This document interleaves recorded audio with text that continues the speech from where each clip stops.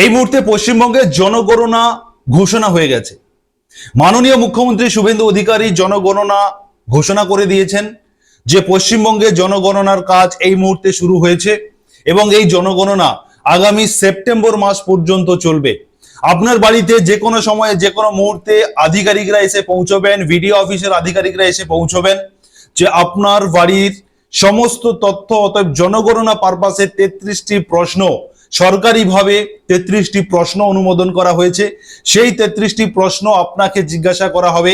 কোন কোন 33টি প্রশ্ন আপনাকে জিজ্ঞাসা করা হবে এই ভিডিওর মাধ্যমে আমি আপনাদেরকে সেই 33টি প্রশ্ন আপনাদেরকে জানাবো এবং আপনারা সেগুলোকে নোট ডাউন করে রাখবেন।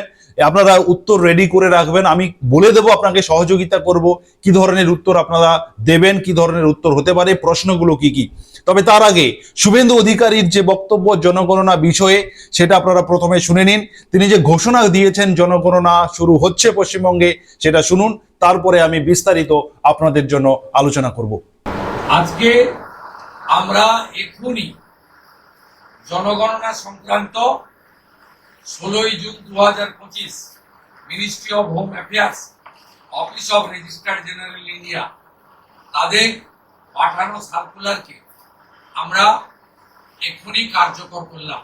এই মুহূর্ত থেকে জনগণনার কাজ, তার প্রক্রিয়া পশ্চিমবঙ্গ সরকার আজ থেকে এই মুহূর্ত থেকে করলো। প্রথমে আমি আপনাদেরকে দেখাচ্ছি, দেখুন অনলাইনে যে মিনিস্ট্রি অফ হোম অ্যাফেয়ার্স এর যে পোর্টাল রয়েছে, অমিত শাহর দপ্তরের যে পোর্টাল রয়েছে, অনলাইন পোর্টাল, সেই পোর্টালের গেজেট নোটিফিকেশন প্রকাশিত হয়েছে, আপনারা অন স্ক্রিন দেখতে পাচ্ছেন। এবং এখানে পরিষ্কার দেখুন লেখা রয়েছে যে 1 এপ্রিল থেকে 30 সেপ্টেম্বর পর্যন্ত এই জনগণনা কাজ চলবে। এই তারিখের মধ্যে হাউস টু হাউস যে জনগণনা, বাড়ি বাড়ি পৌঁছে যে সার্ভে, সেই সার্ভেটা কিন্তু শুরু হয়েছে, তার নোটিফিকেশন প্রকাশ করেছে মিনিস্ট্রি অফ হোম অ্যাফেয়ার্স। অতএব অমিত শাহের দপ্তর থেকে এটা প্রকাশ করা হয়েছে। মাননীয় মুখ্যমন্ত্রী শুভেন্দু অধিকারী জানাচ্ছিলেন যে আমাদের পশ্চিমবঙ্গে এই জনগণনা অনেক আগে কিন্তু সরকারিভাবে মানে সেন্ট্রাল গভর্নমেন্ট থেকে জনগণনা করার জন্য এই স্টেটে নির্দেশিকা চলে এসেছে, কিন্তু বিগত সরকার অর্থাৎ তৃণমূল সরকার এই বিষয়টাকে পাত্তাই দেয়নি। অতএব জনগণনার কাজ কোনোভাবেই শুরু করেনি বা জনগণনা নিয়ে কোনোভাবে মাথা ঘামায়নি।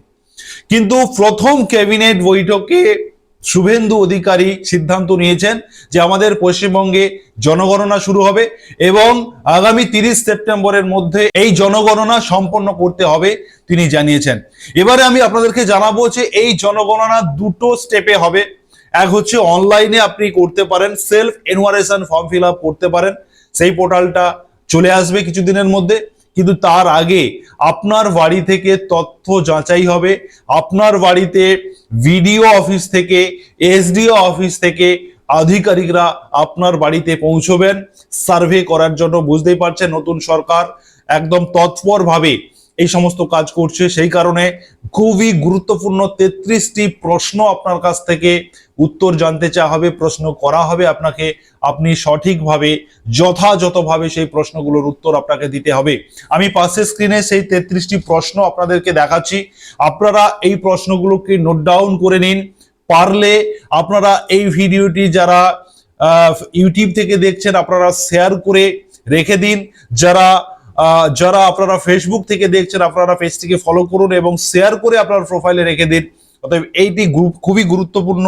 এই জনগণনা বিষয়ে এই মুহূর্তে কিন্তু রাজ্য একেবারে কোনোভাবে কোনো সময় নষ্ট না করেই কাজ শুরু করেছে এবং মুখ্যমন্ত্রী কিন্তু সেই নির্দেশিকা দিয়েছে আধিকারিকদের।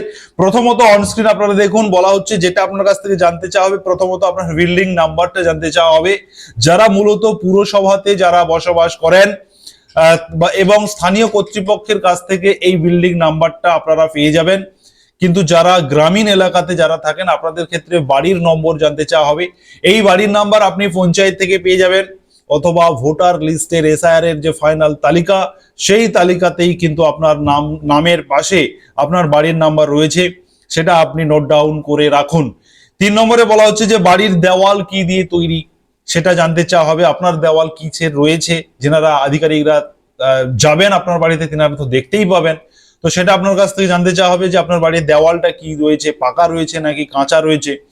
4 নম্বরে বাড়ির মেঝে কি দিয়ে তৈরি, আপনার মেঝেটাতে মাটি রয়েছে কিনা, বা আপনি ঢালাই করেছেন কিনা, পাথর দিয়েছেন কিনা, টাইলস করেছেন কিনা, কি রয়েছে সেটা জানতে চাওয়া হবে। বাড়ির ছাদ কি দিয়ে তৈরি জানতে চাওয়া হবে। পাকা, কাঁচা, অ্যাজবেস্টার, টিন কি আছে সেটা জানতে চাওয়া হবে। বাড়ি কিসের জন্য ব্যবহার করেন, শুধুমাত্র কি বসবাস করেন, নাকি ভাড়া দেন, নাকি ব্যবসা করেন, এটা জানতে চাওয়া হবে।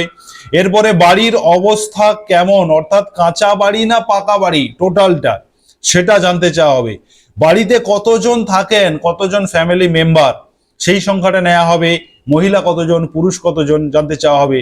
বাড়ির প্রধানের নাম কি, বাড়ির যিনি মালিক তিনার কি নাম এবং তিনার কি লিঙ্গ, কি মানে তিনি পুরুষ নাকি মহিলা, সেটা জানতে চাওয়া হবে।